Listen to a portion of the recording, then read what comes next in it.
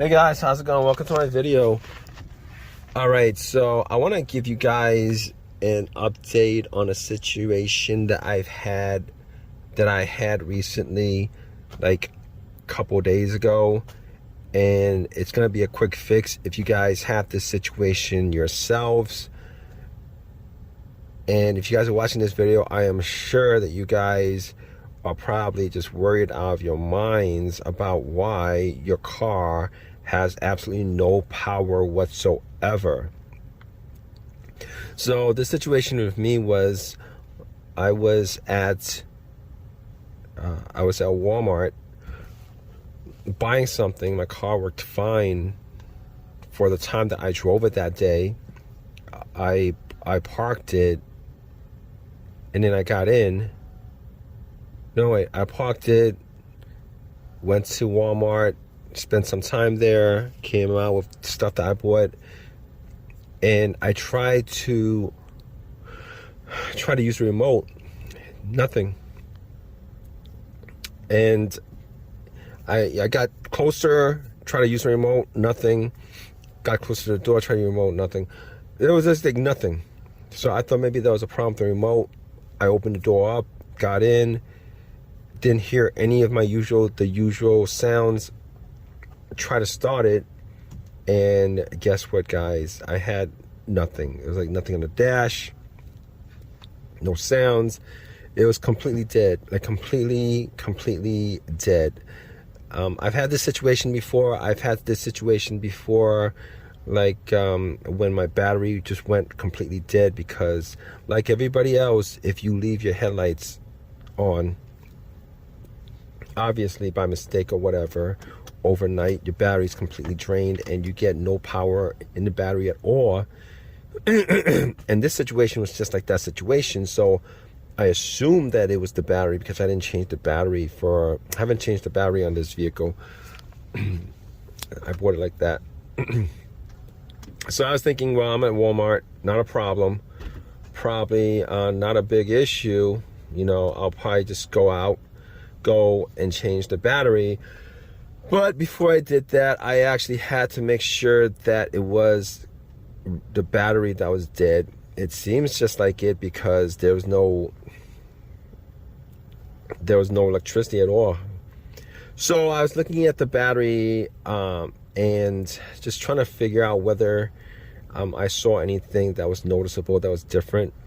And I did notice that the terminals were a bit loose. I could actually turn it, and I actually did turn it, came back in my car and tried to start it, wiggled it, both of them, the positive and negative, tried to start it, and still had the same issue where it just had no power whatsoever. So I was thinking, they're a bit dirty, right?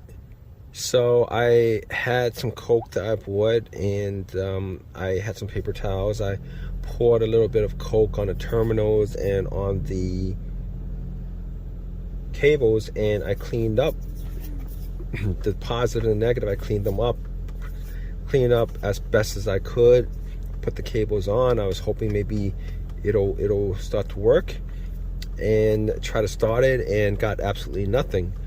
Same situation, got absolutely nothing. So, and I also noticed that there's no spark when I put the cables back on. Normally you'd see a spark just because that's normally how electricity works when you put it on a power supply. So I was thinking to myself, not a problem, you know, battery is kind of old. I probably need to be changing it anyway. So I went back to Walmart. I bought a battery. Cost me about I'd say like $70, something like that.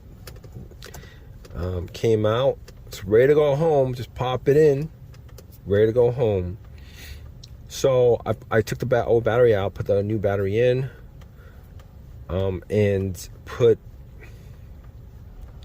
the cables back on. But I noticed there was no spark when I put the cables back on. But regardless, just to make a long story short, regardless, I put the cables on the battery, and still didn't hear any kind of, any kind of noises or sounds or chimes or ring or anything like that. So I was like, all right, let me just try to turn it on, and still got nothing whatsoever. So at that point, I was scratching my head.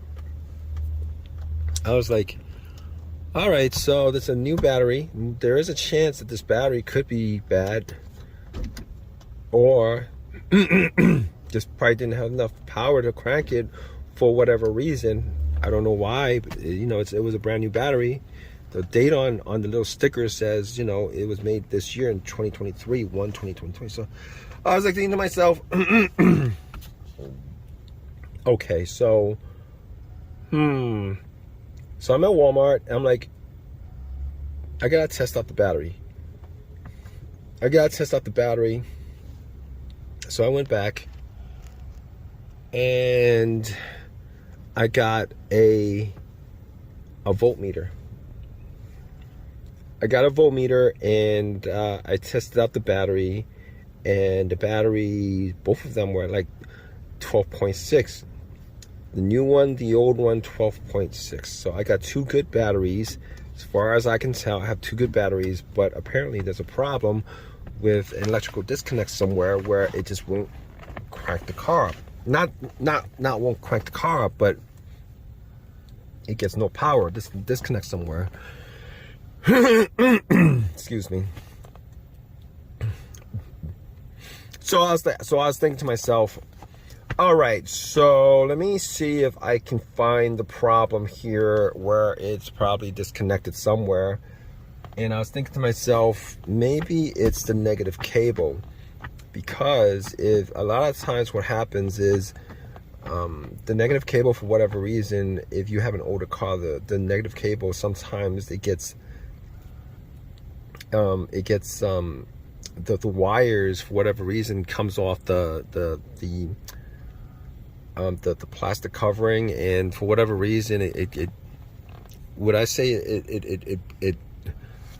sometimes they break off for whatever reason, particularly if it's like ridiculously rusty or whatever. But I've seen those situations. Oddly enough, I've seen those situations. So I looked at the negative cable just to follow it around to the frame, and I yanked on it a little bit just to make sure that it was solidly connected to the frame, that it wasn't loose or anything like that. And it was solidly connected to the frame. So because of that, okay, I'm just eliminating the negative cable. And I was thinking to myself, let's look at the fuse box. Maybe the fuse or relay, possibly a fuse. I don't think it's a relay, a main relay. Well, maybe there is a main relay for the whole entire vehicle where the battery connects to the fuse box. But I was looking at the fuse box, mostly with the fuses. I was looking at the fuses, and I was thinking to myself, where is there a burnt fuse? And I didn't see a burnt fuse at all. I didn't see a burnt fuse. I didn't see, I didn't smell anything. There was nothing that looked outside of the ordinary. So I was thinking about going back to get a fuse tester at Walmart. And good thing that I'm at a place where I can get all this stuff. But I was thinking to myself, probably not, because it didn't look like there's anything wrong with any of the fuses.